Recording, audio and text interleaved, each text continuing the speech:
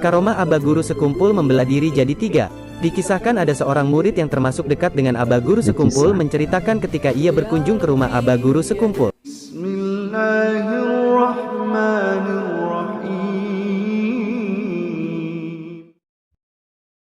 Assalamualaikum warahmatullahi wabarakatuh. Alhamdulillah wassalatu wassalamu ala rasulillah.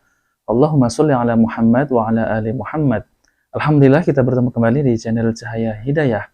Nah teman-teman semuanya, jadi di kali ini saya akan menampilkan ada sebuah video yang mengatakan bahwa Abah Guru Sekumpul mempunyai karomah, yaitu bisa membelah dirinya itu menjadi tiga. Nah teman-teman semuanya ya, jadi video tersebut mengatakan bahwa Abah Guru Sekumpul itu bisa membelah dirinya menjadi tiga.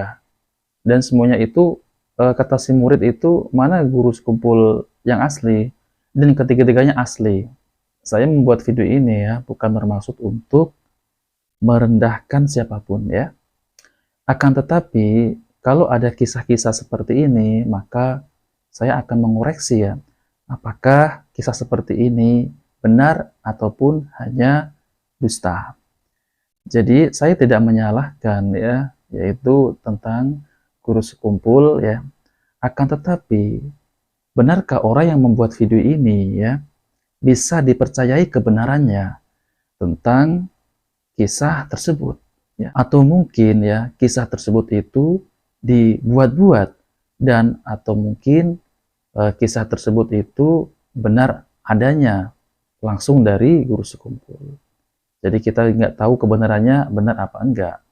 Nah, kalaupun kisah ini misal ada orang yang mengatakan itu benar kisahnya, ya, itu benar kisahnya bahwa Abah Guru Sekumpul bisa membelah dirinya menjadi tiga.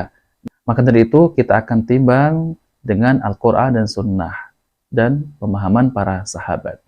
Nah, teman-teman semuanya, jadi patokannya itu adalah Nabi Shallallahu Alaihi Wasallam, ya. Apakah Nabi Shallallahu Alaihi Wasallam pernah beliau itu menjadi dua, ya? Misal Nabi Shallallahu Alaihi Wasallam itu yang satu ada di Mekah, yang satu lagi ada di Madinah. Maka kita akan bahas tentang apa sih itu karomah. Nah, teman-teman semuanya, jadi saya akan menampilkan video penjelasan dari Ustadz Dr. Firanda Andrija MA Hafidhullah, yaitu tentang apa itu karomah. Nah, teman-teman semuanya, mari kita simak videonya. Bahwasanya seorang wali Allah bisa punya karomah. Seperti Umar tadi punya karomah, dari jauh kelihatan dia bisa ngomong kedengaran dari suara yang jauh. Namun ingat, karomah bukan syarat wali. Paham? Karomah bukan syarat wali. Kita tidak mendapati dalam hadis-hadis bahwasanya Abu Bakar memiliki kesaktian seperti Umar. Tetapi mana yang lebih afdal, lebih wali, Abu Bakar atau Umar? Abu Bakar radhiyallahu ta'ala. Yang lebih wali adalah siapa? Abu Bakar. Oleh karena Ibnu Taimiyah rahimahullah menjelaskan, kesaktian dan karomah-karomah keajaiban lebih ditemukan di zaman tabi'in daripada kalangan sahabat. Sahabat perang, kemudian luka, meninggal dunia. Ya. Sementara banyak kita dapat cerita tentang kesaktian pada kalangan tabi'in. Apakah tabi'in lebih afdal daripada sahabat? Jawabannya tidak. Tetapi terkadang Allah beri karomah kepada seseorang untuk mengkokohkan imannya. Para sahabat iman mereka sudah kokoh. Paham? Jadi tidak mesti seorang yang punya karomah lebih afdal daripada yang tidak punya karomah. Contohnya antara Abu Bakar dan siapa? Dan Umar. Dan karomah tidak dibatasi pada kesaktian saja. Karomah itu banyak. Seorang berbakti kepada orang tuanya itu karomah. Dia rela mengeluarkan uangnya banyak untuk ibunya, untuk bapaknya, itu karomah. Seorang sholat 5 waktu selalu di masjid itu karomah. Seorang di zaman yang penuh tersebarnya syahwat, dia bisa menundukkan pandangannya. Dia tidak melihat hal yang haram, itu karomah. Seorang yang dihilangkan rasa pelit dari dirinya, perhatian terhadap keluarganya, tetangga, itu karomah. Jadi jangan karomah cuma bisa terbang. Tidak ada juga dalam hadis, barang siapa yang bisa terbang masuk surga. Enggak ada.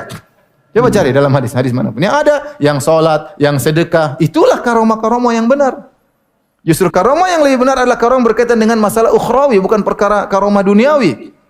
Ya. Tetapi terkadang orang dikasih karomah, dan banyak kalau kita mau cerita ada saja karomah, tapi tidak perlu diceritakan. Ya. Cerita dari orang-orang dan banyak ada. Intinya karomah yang terbaik adalah karomah yang berkaitan dengan apa? Dengan akhirat. Itu yang terbaik. Nah, teman-teman semuanya, kita sudah mendengarkan penjelasan singkat oleh Ustadz Dr. Firanda Andrija MA Hafidhullah Ta'ala, yaitu tentang karomah.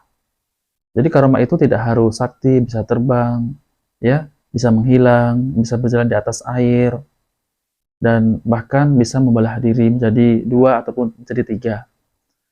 Jadi karomah itu ya, kata Ustaz Firanda di zaman sekarang ini, yaitu bisa meluruskan pandangan, berbakti kepada orang tua, ya, kemudian membelanjakan hartanya di jalan Allah, bersedekah, ya. Nah, itu adalah karomah. Jadi hal-hal yang berkaitan dengan akhirat. Nah, teman-teman semuanya, jadi harus digarispahami ya. Saya tidak menyalahkan tentang guru sekumpul ini ya, akan tetapi yang di YouTube itu ya, yang saya tampilkan tadi, apakah bisa dijamin kebenarannya tentang mengatakan bahwa Abah guru sekumpul itu bisa membelah dirinya menjadi tiga ya? Apakah kisah ini bisa dijamin kebenarannya? Apakah melalui santri tersebut ya? Santri tersebut itu namanya siapa ya? Kemudian bisa menceritakan bahwa guru sekumpul itu bisa membelah menjadi tiga. Yang saya khawatirkan itu nanti akan timbul fitnah ya. Fitnah. Jadi nanti orang, wah ini wali, benar-benar wali ya. Jadi akan menimbulkan fitnah. Kita tahu dari mana bahwa seorang itu wali atau bukan ya. Nah, maka dari itu teman-teman semuanya kita harus berhati-hati apabila ada kisah-kisah seperti itu yang belum tentu kebenarannya. Nah, teman-teman semuanya saya akan menjelaskan sedikit tentang wali Allah dan karomah. Nah, teman-teman semuanya, jadi kitab Riyadhus Shalihin karya Imam Nawawi yaitu kitab Ad-Da'awat, kitab kumpulan doa. Bab yang ke-293, karomah para wali dan keutamaan mereka. Ayat yang pertama, Allah Ta'ala berfirman, ingatlah sesungguhnya wali-wali Allah itu tidak ada kekhawatiran terhadap mereka dan tidak pula mereka bersedih hati, yaitu orang-orang yang beriman dan mereka selalu bertakwa.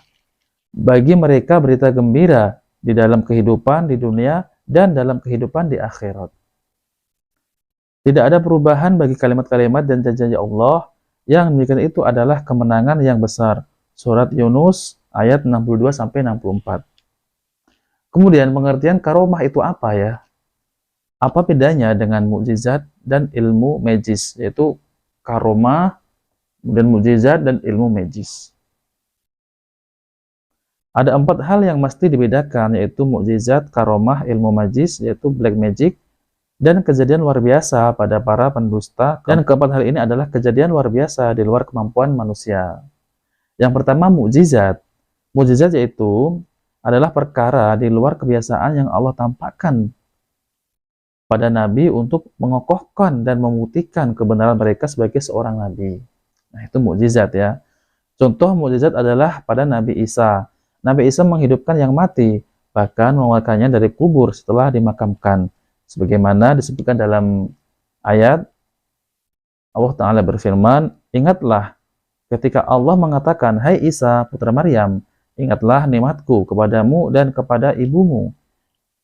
Di waktu aku menguatkan kamu dengan Ruhul Kudus, kamu dapat berbicara dengan manusia di waktu masih dalam buayan dan sesudah dewasa. Dan ingatlah di waktu aku mengajar kamu menulis hikmah, Taurat, dan Injil. Dan ingatlah pula di waktu kamu membentuk dari tanah suatu bentuk yang berupa burung dengan izinku. Kemudian kamu meniup kepadanya. Lalu bentuk itu menjadi burung yang sebenarnya dan seizinku. Dan ingatlah di waktu kamu menyembuhkan orang yang buta sejak dalam kandungan ibu dan orang yang berpenyakit sopak dengan seizinku. Dan ingatlah di waktu kamu mengeluarkan orang mati dari kubur menjadi hidup dengan seizinku. Dan ingatlah di waktu aku menghalangi Bani Israel dari keinginan mereka membunuh kamu, dikala kamu mengemukakan kepada mereka keterangan-keterangan yang nyata. Lalu orang-orang kafir di antara mereka berkata, ini tidak melainkan sihir yang nyata. Surat Al-Maidah ayat 110. Nah, itu mukjizat. Dan yang kedua, karomah. Karomah adalah perkara luar biasa, namun bukan dari para nabi, tetapi dari pengikut para nabi, yaitu dari kalangan wali Allah. Contohnya adalah pada Maryam yang menggoyangkan batang kurma. Dalam ayat disebutkan, Allah Ta'ala berfirman, dan goyanglah pangkal pohon kurma itu ke arahmu, niscaya pohon itu akan menggugurkan buah kurma yang masak kepadamu. Surat Maryam ayat 25. Dan buah kurma yang masak itu tidak hancur. Ini namanya karomah. Begitu juga Maryam bisa hamil tanpa suami hingga melahirkan adalah suatu karomah. Dalam ayat disebutkan, Allah berfirman, dan ingatlah kisah Maryam yang telah memelihara kehormatannya. Lalu kami tiupkan ke dalam tubuhnya ruh dari kami, dan kami jadikan dia dan anaknya tanda kekuasaan Allah yang besar bagi semesta alam. Surat Al-Anbiya ayat 91. Kemudian yang ketiga, ilmu majis, ilmu hitam. Ilmu majis, syahwazah adalah sesuatu Allah tampakkan pada orang yang mengabdi pada jin ataupun setan. Ini sebagai bentuk ujian bagi dirinya dan orang lain.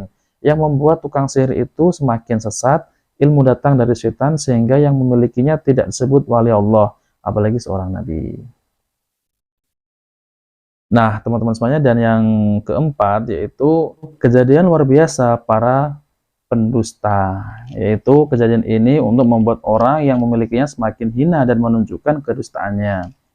Ini seperti yang ada pada Musailamah Al-Kadzab. Ia mengaku sebagai nabi yang terakhir, padahal nabi yang terakhir itu adalah Nabi Shallallahu Alaihi Wasallam dan punya banyak pengikut. Suatu hari ada petani yang mendatangi Musailamah. Jadi Musailamah ini banyak pengikut, kemudian petani itu mendatangi Musailamah. Mereka mengadukan padanya bahwa sumur mereka kering, yaitu airnya kering, hanya tersisa sedikit sekali. Mereka meminta kepada Musailamah supaya mendatangi sumur tersebut. Lantas ia meludah ke dalam sumur, seakan-akan ia mengembalikan air, lalu ia pun pergi. Mereka lantas memberikan pada Musailamah air, ia pun berkumur-kumur dengan air tersebut, kemudian ia muntahkan ke dalam sumur tersebut. Akhirnya di sumur itu terdapat air. Ketika ia meludah lagi, air tersebut jadi kering lagi dan tidak tersisa sedikit pun. Ya, ini adalah dusta. Kemudian karamah wali itu asalnya dari mana?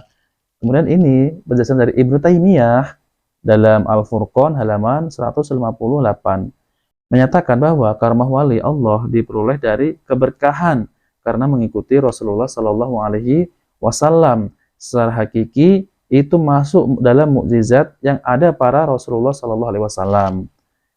Di halaman sebelumnya, halaman 157 disebutkan bahwa wali Allah yang bertakwa adalah yang mengikuti sunnah Nabi Shallallahu Alaihi Wasallam. Mereka mengerjakan setiap perintah beliau dan meninggalkan apa yang beliau larang. Nah, itulah yang disebut wali Allah.